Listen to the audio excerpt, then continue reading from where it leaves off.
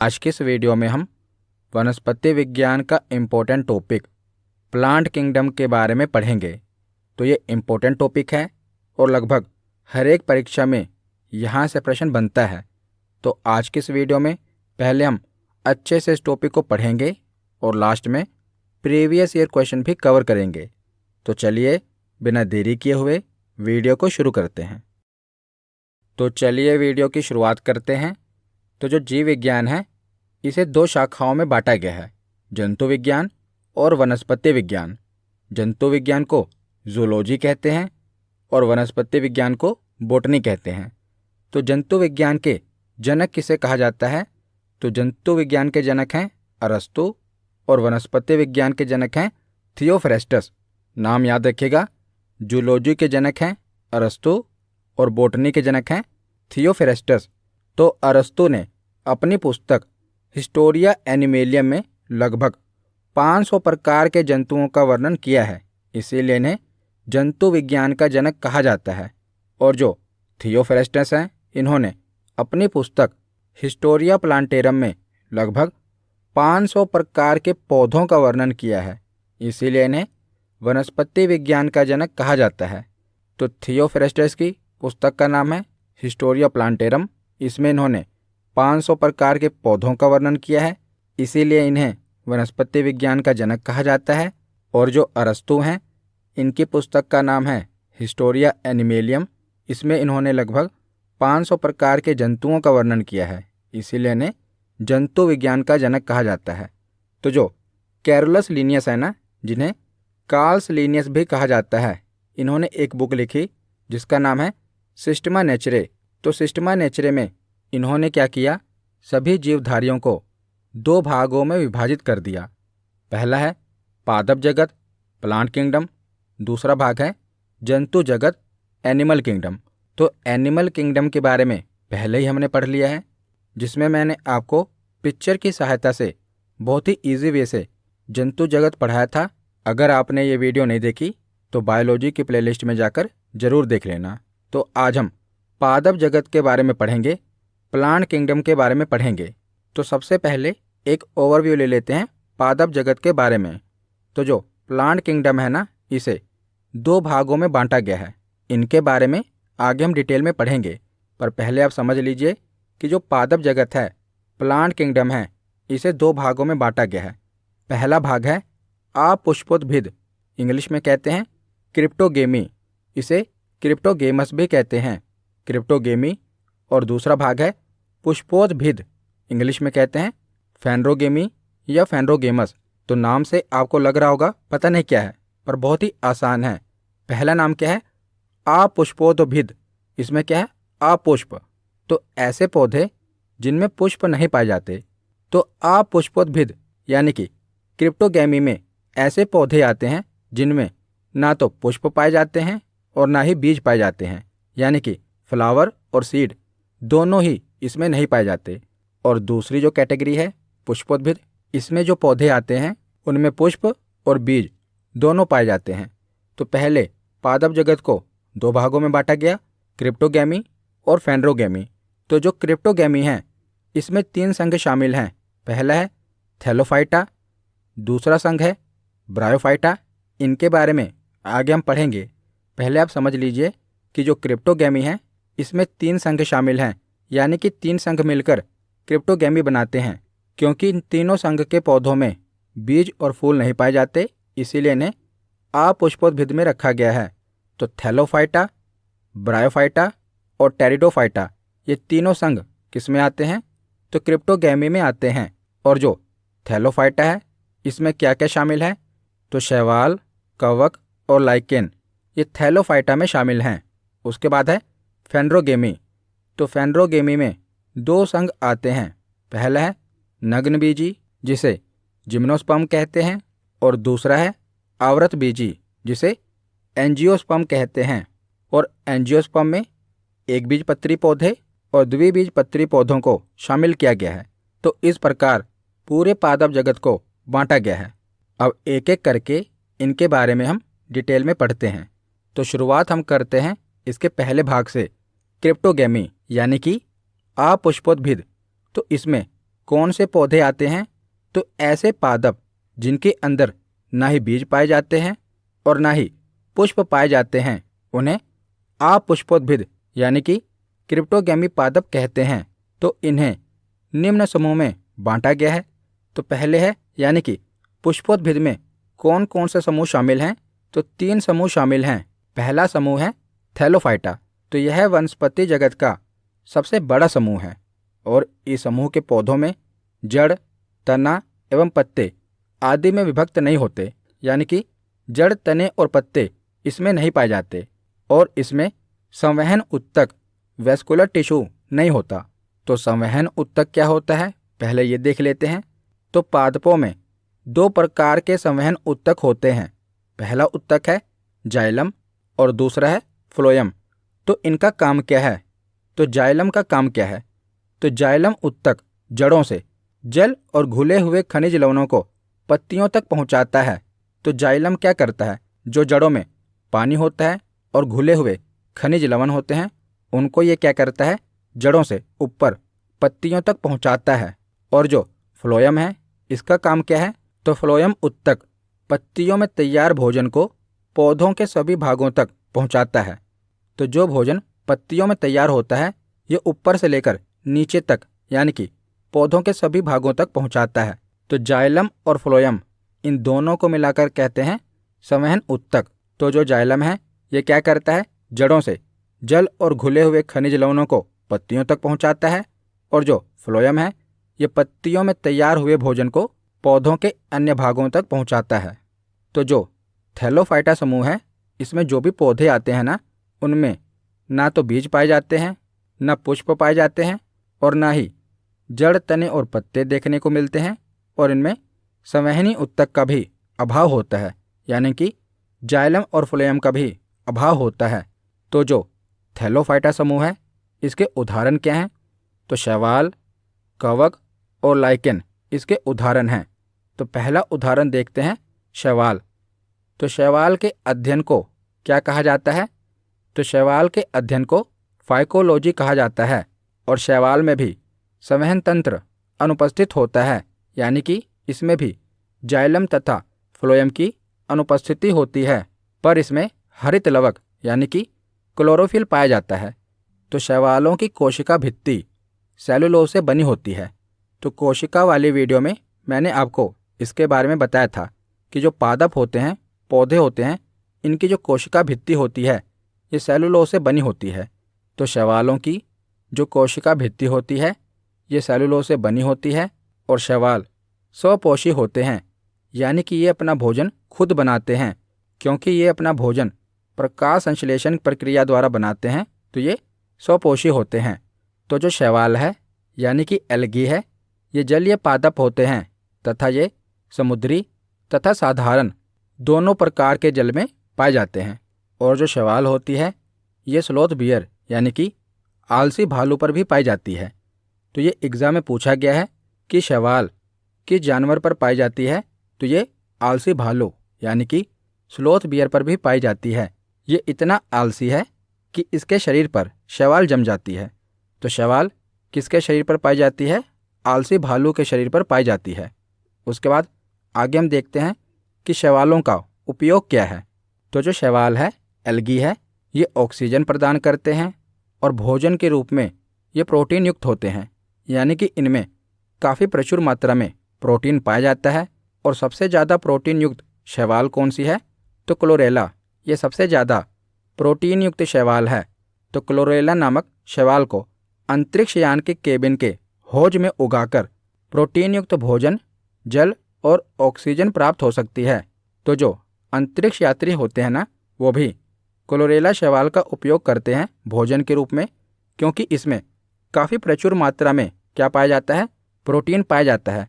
और क्लोरेला के साथ एक और शैवाल है, इसका नाम है स्पाइरुलिना। इसका उपयोग भी अंतरिक्ष यात्री करते हैं, पर ज़्यादा प्रचुर मात्रा में क्लोरेला शैवाल में ही प्रोटीन पाया जाता है। उसके बाद हम शैवालों के प्रकार देख लेते हैं। तो शैवाल 4 प्रकार के होते हैं: हरे शैवाल, लाल शैवाल, भूरे शैवाल और नील हरे शैवाल। तो एग्ज़ाम में क्या पूछा जाता है?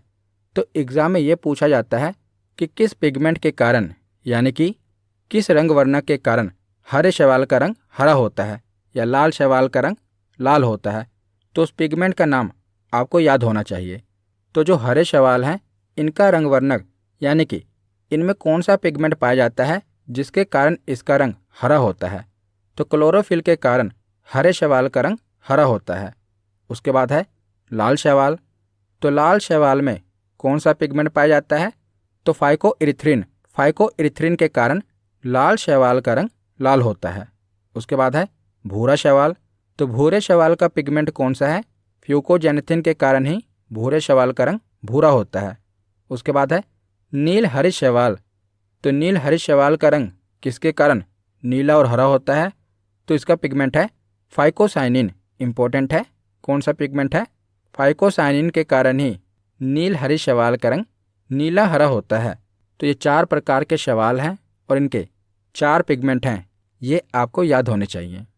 तो उसके बाद आगे हम थैलोफाइटा का दूसरा उदाहरण देखते हैं, कवक यानी कि फंजाई।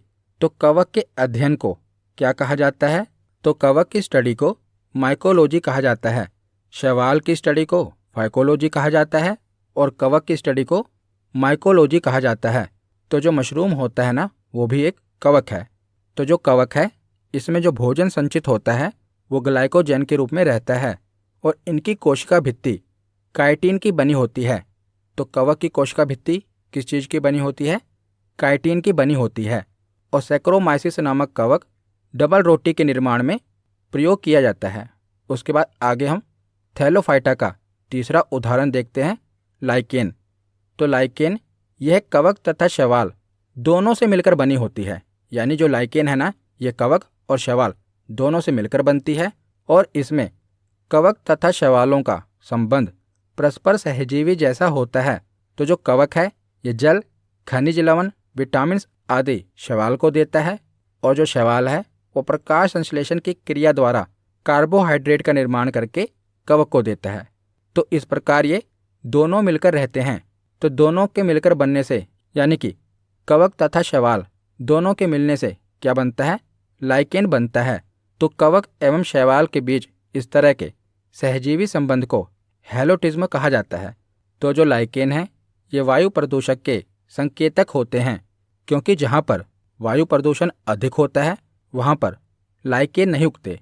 तो इससे हमें वायु प्रदूषण के बारे में पता चलता है। तो ये एग्जाम में पूछा गया है कि वायु प्रदूषक के संकेतक कौन है, तो जो लाइकेन है ये वायु प्रदूषण के संकेतक होते हैं, क्योंकि जहाँ पर वायु प्रदूषण अधिक होता है वहाँ पर लाइकेन नहीं उगते। तो पेड़ों की छालों पर उगने वाले लाइकेन को कोटिकोल्स कहते हैं तथा खाली चट्टानों पर उगने वाले लाइकेन को सेक्सिकोल्स कहते हैं। तो जो लाइकेन पेड़ों की छाल पर उगती है उसे कोटिकोल्स कहते हैं और जो लाइकेन चट्टानों पर उगती है उसे सेक्सिकोल्स कहते हैं। उसके बाद आगे देखते हैं, तो प्रयोगशाला में प्रयोग होने वाला लिटमस पेपर रोसेला नामक लाइकेन से प्राप्त किया जाता है। तो जो लिटमस पेपर होता है ना, लिटमस पेपर आपको पता होगा कि लिटमस पेपर का प्रयोग किसी पदार्थ की अम्लता और क्षारीयता का पता लगाने के लिए किया जाता है। तो जो लिटमस पेपर होता है ना, ये भी रोसेला नामक लाइकेन से ही प्राप्त किया जाता है। और लोबेरिया, इर्वेनिया, रेमेनिला आदि लाइकेन का उपयोग इत्र बनाने में किया जाता है। और परमेलिया सेक्सटिलिस नामक लाइकेन का उपयोग मिर्गी की दवा बनाने के लिए किया जाता है। तो याद रखिएगा, परमेलिया सेक्सटिलिस नामक लाइकेन का उपयोग किसके लिए किया जाता है, तो मिर्गी की दवा बनाने के लिए किया जाता है। तो यहाँ पर हमने थैलोफाइटा के बारे में पढ़ लिया। अब हम ब्रायोफाइटा के बारे में पढ़ते हैं। तो ब्रायोफाइटा सबसे सरल स्थलीय पौधों का समूह है और इस प्रभाग में लगभग 25,000 जातियाँ सम्मिलित की जाती हैं। तो इसमें संवहन उत्तक अर्थात जाइलम एवं फ्लोएम का पूर्णता अभाव होता है। तो ब्रायोफाइटा आप पुष्पोद्भिद के अंतर्गत आते हैं, यानी कि क्रिप्टोगैमी के अंतर्गत आते हैं, इसीलिए इनमें बीज और पुष्प ये दोनों तो नहीं पाए जाते हैं और इनमें जड़, तने तथा पत्ते अविकसित रूप में पाए जाते हैं, यानी कि इनका भी पूर्ण रूप से विकास नहीं हुआ। जड़, तने और पत्ते पाए जाते हैं और संवहन उत्तक का यानी कि जाइलम और फ्लोएम का इसमें अभाव होता है। तो जो ब्रायोफाइटा है ना, इसे उभयचरी पादप भी कहते हैं, क्योंकि यह पादप जल तथा पानी दोनों पर उग सकते हैं, इसीलिए इसे वनस्पति जगत का उभयचर भी कहा जाता है। तो उदाहरण याद रखिएगा। तो ब्रायोफाइटा के उदाहरण कौन से हैं? तो ये दो एग्जाम में पूछे जाते हैं। पहला है मोसस यानी कि मोस, जिसे हम आम भाषा में काई कह देते हैं। तो जो नमी युक्त जगह होती है वहाँ पर अक्सर आप देखते हैं कि काई जम जाती है, तो उसी को मोसस कहा जाता है। और दूसरा उदाहरण है हॉर्नवर्ट, जिसे इंग्लिश में लीवरवर्ट्स कहते हैं। तो लीवरवर्ट्स और मोसस किसके उदाहरण हैं? तो ब्रायोफाइटा के उदाहरण हैं। तो हमने पीछे पढ़ा कि जो ब्रायोफाइटा हैं इसमें जड़, तने और पत्ते अभी पूर्ण रूप से विकसित नहीं होते। तो ब्रायोफाइटा में जो पौधे होते हैं इनमें राइजोड, जिसे झूठी जड़ें कहा जाता है, इसके द्वारा ये मिट्टी से जुड़े होते हैं। तो ब्रायोफाइटा में जो अविकसित जड़ें होती हैं उन्हें क्या कहा जाता है? उन्हें राइजोड कहा जाता है। उसके बाद आगे देखते हैं। तो जो स्फेग्नम नामक मोस होती है, यह क्या करती है? अपने स्वयं के भार से 18 गुना अधिक पानी सोखने की क्षमता रखती है। इसीलिए जो माली होते हैं ना, इसका उपयोग पौधों को एक स्थान से दूसरे स्थान पर ले जाते समय सूखने से बचाने के लिए करते हैं, क्योंकि जो स्फेग्नम होती है ये अपने भार से 18 गुना अधिक पानी सोख लेती है। और स्फेग्नम मोस का प्रयोग एंटीसेप्टिक यानी कि कीटाणुनाशक के रूप में भी किया जाता है। उसके बाद अगला समूह है टेरिडोफाइटा। तो इस समूह के पौधे नमी छायादार स्थानों, जंगलों एवं पहाड़ों पर अधिकता से पाए जाते हैं और ये क्रिप्टोगैमी के अंतर्गत आते हैं। तो बीज और पुष्प इनमें नहीं पाए जाते, लेकिन इनमें जड़, तने और पत्ते ये पाए जाते हैं। और संवहन उत्तक यानी कि जाइलम उत्तक और फ्लोएम उत्तक इसमें पाया जाता है। तो इसके उदाहरण क्या हैं? तो टेरिडोफाइटा के 3 उदाहरण आपको याद रखने हैं जो एग्जाम में पूछे जाते हैं। पहला उदाहरण है फर्न, दूसरा है हॉर्सटेल और तीसरा उदाहरण है लाइकोफाइट्स। तो ये तीनों पौधे किस संघ के अंतर्गत आते हैं? तो टेरिडोफाइटा के अंतर्गत आते हैं। तो यहाँ पर हमने पादप जगत का पहला भाग क्रिप्टोगैमी के बारे में पढ़ लिया। अब हम इसका दूसरा भाग फेंड्रोगैमी यानी कि पुष्पोद्भिद के बारे में पढ़ते हैं। तो इस समूह के पौधे पूर्ण विकसित होते हैं और इस समूह के सभी पौधों में फूल, फल तथा बीज होते हैं। और इस समूह के पौधों को 2 उपसमूहों में बांट सकते हैं। पहला समूह है नग्नबीजी और दूसरा है आवृतबीजी। तो नग्नबीजी समूह के अंतर्गत जो पौधे आते हैं ना, उनमें जो बीज होते हैं उन पर कोई आवरण नहीं होता, वो नग्न होते हैं, इसीलिए से नग्नबीजी कहते हैं। और जो आवृतबीजी है, इनमें जो पौधे आते हैं उनके ऊपर एक आवरण होता है, जैसे पपीते के बीज अंदर होते हैं ना। तो आवृतबीजी के अंतर्गत ऐसे फल आते हैं जिनके बीज फल के अंदर होते हैं, जैसे सेब, पपीता, ये आवृतबीजी के उदाहरण हैं। और जो नग्नबीजी है, इसके जो बीज होते हैं ये बाहर की ओर होते हैं, इन पर कोई कवच नहीं होता। और इसके साथ ये भी याद रखिएगा कि जो जिम्नोस्पर्म में पौधे आते हैं उनमें बीज तो होते हैं पर फूल नहीं होते। पर अभी तो हमने ये पढ़ा कि जो फेंड्रोगेमी के अंतर्गत आते हैं उनमें फूल और बीज दोनों पाए जाते हैं। पर याद रखिएगा ऐसा नहीं है, बीजों के आधार पर इन्हें बांटा गया है, यानी कि जिनमें बीज पाए जाते हैं उन्हें फेंड्रोगेमी के अंतर्गत रखा जाता है और जिनमें बीज नहीं पाए जाते उन्हें क्रिप्टोगेमी के अंतर्गत रखा गया है। और जो फेंड्रोगेमी है इसमें 2 समूह शामिल है, नग्नबीजी और आवृतबीजी। तो दोनों में बीज तो पाए जाते हैं, पर जो फूल है वो नग्नबीजी में नहीं पाया जाता, पर आवृतबीजी में फूल और बीज दोनों पाए जाते हैं, इसीलिए से पुष्पोद्भिद के अंतर्गत रखा गया है। तो पहले देखते हैं नग्नबीजी यानी कि जिम्नोस्पर्म।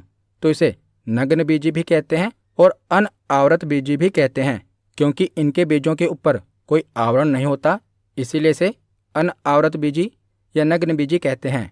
और ये पौधे बहुवर्षीय और लंबे होते हैं और इनकी मूसला जड़ें पूर्ण विकसित होती हैं और ये मरुद्भिद होते हैं, यानी कि जैरोफाइटिक होते हैं। ये इम्पोर्टेंट है। तो जिम्नोस्पर्म के अंतर्गत आने वाले जो पौधे होते हैं वो जैरोफाइटिक होते हैं। तो जैरोफाइटिक का मतलब क्या होता है कि वो पौधे जो कि काफ़ी कम पानी में सर्वाइव कर जाते हैं उन्हें ज़ेरोफाइटिक कहा जाता है। जिनके विकास में काफ़ी कम पानी लगता है उन्हें ज़ेरोफाइटिक कहते हैं। तो जिम्नोस्पर्म के अंतर्गत जो पौधे आते हैं उन्हें मरुद्भिद या ज़ेरोफाइटिक कहते हैं। तो नग्नबीजी का सबसे ऊंचा पौधा कौन सा होता है? तो सिकोया सेम्परविरेंस ये जिम्नोस्पर्म का सबसे ऊंचा पौधा होता है। इसकी ऊंचाई लगभग 120 मीटर होती है और इसे कोस्ट रेडवुड ऑफ कैलिफोर्निया भी कहा जाता है। और जिम्नोस्पर्म के अंतर्गत आने वाला सबसे छोटा पौधा कौन सा होता है? तो जैमिया पिग्मिया ये इसके अंतर्गत आने वाला सबसे छोटा पौधा होता है। तो जिम्नोस्पर्म के उदाहरण कौन कौन से हैं? तो 3 उदाहरण आपको याद रखने हैं। पहला है साइकस, दूसरा है सिकोया और तीसरा उदाहरण है चीड़ का पेड़। तो तीनों नग्नबीजी यानी कि जिम्नोस्पर्म के अंतर्गत आते हैं। तो आगे हम देखते हैं कि जो नग्नबीजी पौधे होते हैं इनका आर्थिक महत्व क्या है, यानी कि इनकी इकोनॉमिक इम्पोर्टेंस क्या है। तो पहला है भोजन के रूप में इन्हें उपयोग किया जाता है। तो साइकस के तनों से मंड निकालकर खाने वाला साबूदाना बनाया जाता है। तो जो साबूदाना होता है ना, ज़्यादातर व्रत में खाया जाता है। तो साबूदाना किससे बनता है? तो जो साइकस पेड़ है जो कि नग्नबीजी समूह के अंतर्गत आता है, इसी से साबूदाना निकाला जाता है। इसीलिए साइकस को सागो पाम भी कहते हैं। उसके बाद दूसरी इसकी इम्पोर्टेंस है कि इससे हमें फर्नीचर के लिए लकड़ी मिलती है। तो चीड़, सिकोया, देवदार, सप्रूस आदि की लकड़ी से फर्नीचर बनते हैं। और तीसरी इसकी इम्पोर्टेंस है वाष्पीय तेल। तो चीड़ के पेड़ से तारपीन का तेल और देवदार की लकड़ी से सेड्रस तेल मिलता है। उसके बाद है टेनिन।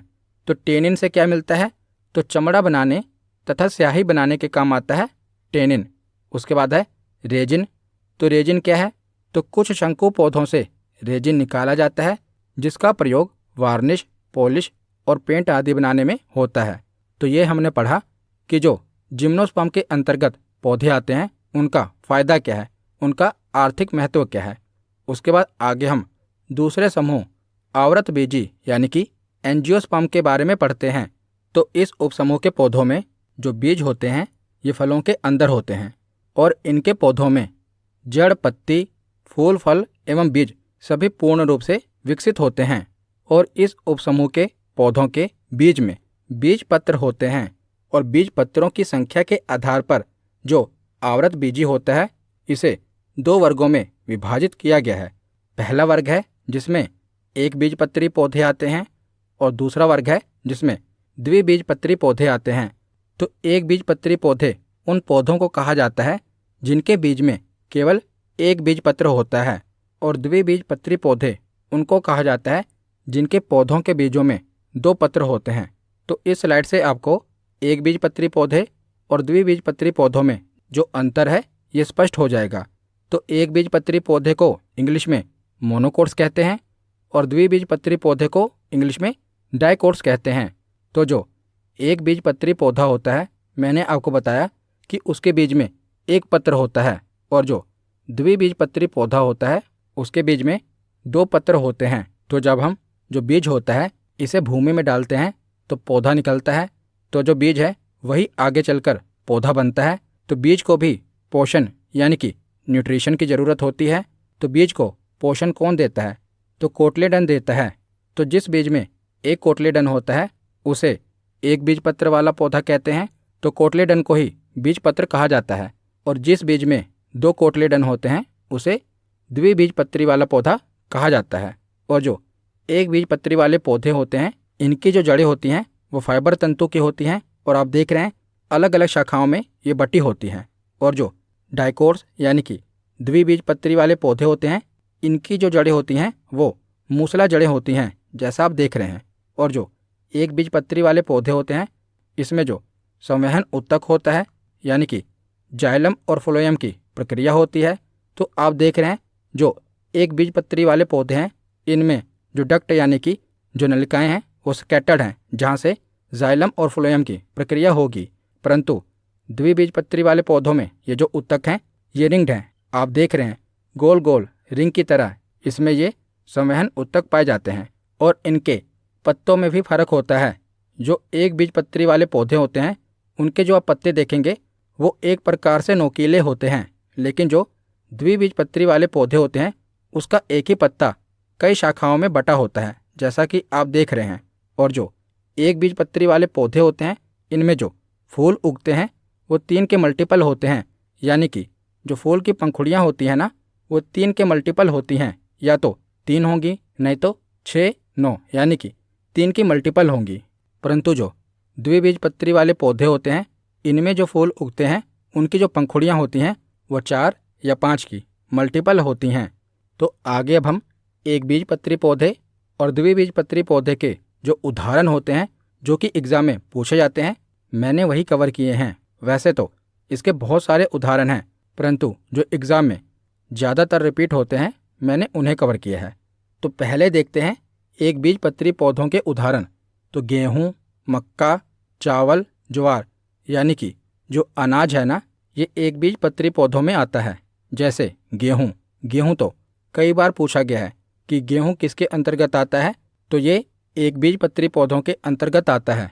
तो गेहूँ, मक्का, चावल, ज्वार, बाजरा, जौ, बांस, गन्ना ये एक बीजपत्री पौधों के उदाहरण हैं।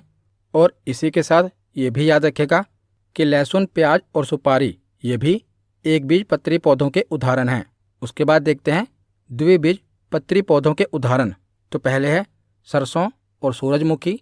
तो कई बार पूछा गया है, तो सूरजमुखी के बारे में तो कई बार पूछा गया है। तो सरसों, सूरजमुखी, मूली, शलगम, सेब, संतरा और नींबू ये सभी उदाहरण आपको याद होने चाहिए क्योंकि ये एग्ज़ाम में पूछे गए हैं। तो यहाँ पर हमारा थियरी सेक्शन कंप्लीट होता है। अब हम प्रीवियस ईयर क्वेश्चन देखते हैं। तो पहला प्रश्न है कि पुष्पी पादपों को रखा गया है, यानी कि जिन पादपों में फूल निकलते हैं उन्हें किसके अंतर्गत रखा गया है। तो पुष्पी पादपों को फेंड्रोगेमस या फेंड्रोगेमी के अंतर्गत रखा गया है। तो इसका सही जवाब क्या होगा? Option B. अगला प्रश्न है कि लिटमस किसमें से निकाला जाता है। तो आपको बताना है कि लिटमस किसमें से निकाला जाता है, हल्दी से, सिनकोना की छाल से, लाइकेन से या मशरूम से। तो जो लिटमस है ये लाइकेन से निकाला जाता है। तो इसका सही जवाब क्या होगा? Option C. अगला प्रश्न है कि निम्नलिखित में से कौन सा प्रदूषण संकेतक पौधा है। तो किससे हमें प्रदूषण के बारे में पता चलता है? शैवाल, कवक, लाइकेन या फर्न। तो इसका सही जवाब है लाइकेन। तो ऑप्शन सी इसका सही जवाब है। अगला प्रश्न है कि निम्नलिखित में से कौन सा थैलोफाइटा का उदाहरण नहीं है? शैवाल, कवक, लाइकेन या फर्न। तो आपको बताना है कि कौन सा थैलोफाइटा का उदाहरण नहीं है। तो फर्न थैलोफाइटा का उदाहरण नहीं है। तो इसका सही जवाब है ऑप्शन डी। अगला प्रश्न है कि शैवालों के अध्ययन को क्या कहा जाता है। तो शैवालों का अध्ययन क्या कहलाता है? फाइकोलॉजी। कवक का अध्ययन माइकोलॉजी कहलाता है और शैवाल का अध्ययन फाइकोलॉजी कहलाता है। तो इसका सही जवाब क्या होगा? Option B. अगला प्रश्न है कि निम्नलिखित में से कौन सा शैवाल प्रोटीन से भरपूर होता है और अंतरिक्ष यात्रियों के द्वारा भोजन के पूरक के रूप में इसे उपयोग किया जाता है।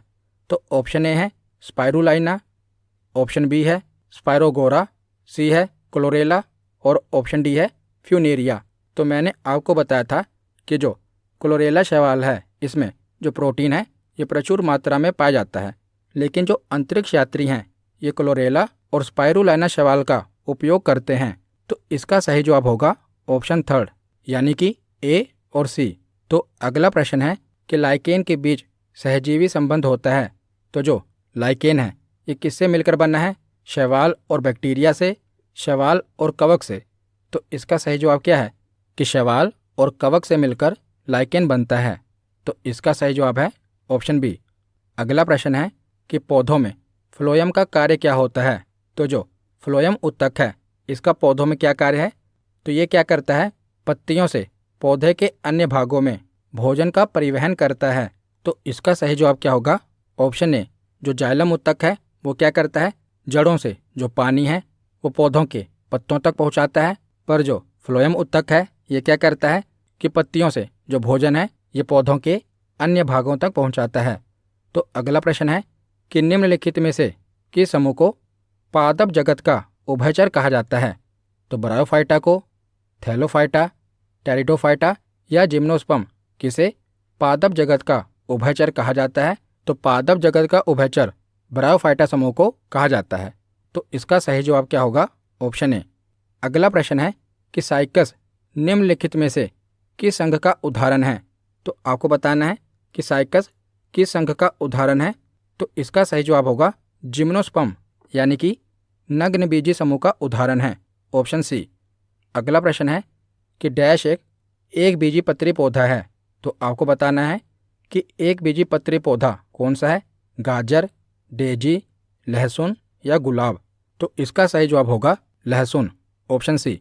तो लहसुन एक बीजी पत्री पौधे का उदाहरण है। तो आज का आखिरी प्रश्न है कि डैश एक द्विबीजपत्री पौधा है। तो आपको बताना है कि कौन सा द्विबीजपत्री पौधा है? गेहूं, सूरजमुखी, चावल या बांस? तो इसका सही जवाब होगा ऑप्शन बी। जो सूरजमुखी का पौधा है ये द्विबीजपत्री पौधा है। तो इसका सही जवाब है ऑप्शन बी। तो आज की वीडियो यहीं पर ख़त्म होती है। कैसी लगी ये वीडियो कमेंट सेक्शन में ज़रूर बताना। धन्यवाद।